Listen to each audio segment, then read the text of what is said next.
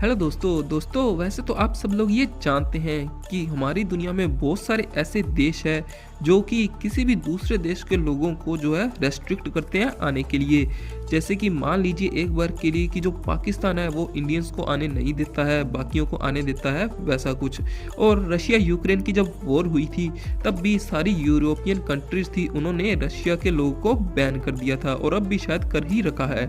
लेकिन दोस्तों क्या हो अगर आप इंडिया में रहते हैं और फिर भी इंडिया की कुछ ऐसी जगहें हैं जहां पर आप लोग नहीं जा सकते। तो यार दोस्तों मैं आज आपको ऐसी ही 5 जगहों के बारे में बताने जा रहा हूं जो कि इंडिया में है लेकिन आप उनमें नहीं जा सकते, मतलब इंडियंस वहां पर अलाउड नहीं है। सो दोस्तों पहले नंबर पर आता है वो है रेड लॉलीपॉप हॉस्टल चेन्नई। दोस्तों वैसे तो नाम से आपको पता चल रहा है कि ये चेन्नई में स्थित है और इसके नाम में हॉस्टल भी आता है, लेकिन दोस्तों असल में ये कोई हॉस्टल नहीं है।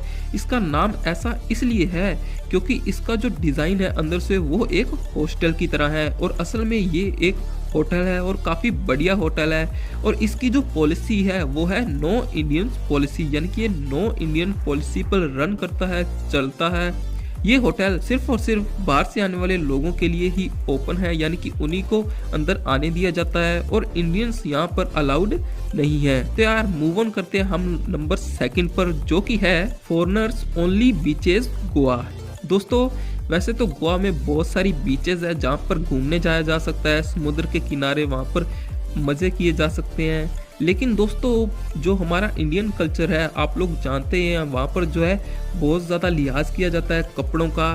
तो वहाँ पर जब गोवा में फॉरेनर्स घूमने आते हैं तो बहुत सारे इंडियंस जो है परेशान करते थे उन्हें पहले, तो इसलिए जो इंडियंस है उनको कुछ बीचेस पर जो है अलाउ नहीं किया गया, वहाँ से हटा दिया गया, बैन कर दिया गया।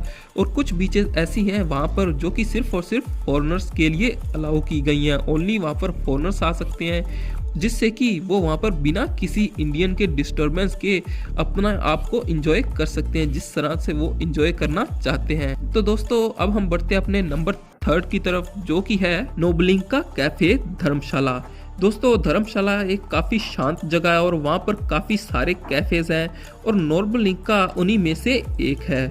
दोस्तों ये जो नोबलिंका कैफ़े है वो जाना जाता है इंडियन को नो परमिशन देने के लिए, यानी कि यहाँ पर सिर्फ और सिर्फ फॉरेनर्स ही आ सकते हैं। ये जो कैफ़े है इसमें काफ़ी ब्यूटीफुल गार्डन्स है, एक लेड बैक एम्बियंस है और यहाँ पर जो मैनेजमेंट है वो भी काफ़ी बढ़िया है, लेकिन सिर्फ और सिर्फ फॉरेनर्स पॉलिसी पर बेस्ड है, यानी कि फॉरेनर्स को यहाँ पर आने दिया जाता है और इंडियंस को यहाँ पर घुसने की बिल्कुल भी इजाज़त नहीं है। और इसके बाद हम लोग बढ़ते हैं अपने नंबर 4 पर, और जो कि है रशियन कॉलोनी कुनामकुलम। दोस्तों वैसे तो नाम से ही आपको पता चल गया होगा कि ये एक तरह की कॉलोनी है जिसमें सिर्फ और सिर्फ रशिया के लोग ही रहते हैं। दोस्तों असल में यहाँ पर जो लोग हैं वो रशिया के एक न्यूक्लियर पावर प्रोजेक्ट पर काम करते हैं और ये जो न्यूक्लियर पावर प्रोजेक्ट है वो रशिया के ओर से ही इंडिया में चलाया जा रहा है और इसलिए यहाँ पर सिर्फ और सिर्फ रशियन लोग ही काम करते हैं। और ये कॉलोनी काफ़ी बड़ी है, यहाँ पर हाउसेज हैं, अपार्टमेंट्स हैं और तो और क्लब हाउसेज, होटल और अदर भी जो भी चीज़ें एंटरटेनमेंट के लिए या फिर लीजर के लिए रशियन पीपल को चाहिए होती है वो भी यहाँ पर है। मतलब कुल मिला के ये एक रेजिडेंशियल एरिया है रशियंस के लिए, वो भी इंडिया में। तो यार इसके बाद हम लोग बात कर रहे हैं अपने नेक्स्ट एक रेस्टोरेंट है उसकी, जो कि है नंबर 5 पर और जिसका नाम है सकूरा रायकोन रेस्टोरेंट, जो कि अहमदाबाद में स्थित है। दोस्तों ये जो रेस्टोरेंट है ये बहुत ही ज़्यादा फेमस है जापानीज़ फूड के लिए, मतलब एक तो इंडिया में है और इंडिया के लोग ही यहाँ पर आ भी नहीं सकते, और जो रेस्टोरेंट है वो फेमस है जापानीज़ फूड के लिए। दोस्तों ये जो रेस्टोरेंट है ये पहले तो ओपन किया गया था सारों के लिए, मतलब यहाँ पर कोई भी आ सकता था इंक्लूडिंग इंडियंस, यानी कि यहाँ पर भारतीय भी आ सकते थे आराम से और लुत्फ़ उठा सकते थे यहाँ की जो फैसिलिटीज़ है उनका। लेकिन दोस्तों एक बार क्या हुआ कि वहाँ पर जो वेट्रेसेस थी, यानी कि जो लड़कियाँ उस होटल में उस रेस्टोरेंट में काम करती थी, उन्होंने यह शिकायत की कि जो वहाँ पर इंडियंस आते हैं वो उनके साथ अच्छा बिहेव नहीं करते, मतलब ऐसा एक केस भी आ गया था।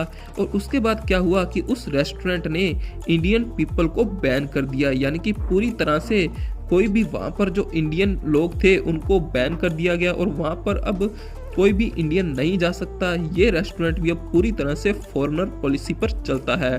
तो दोस्तों, ये वैसे काफ़ी शर्मनाक बात है कि किसी रेस्टोरेंट को इस वजह से बंद किया जाना इंडियंस के लिए।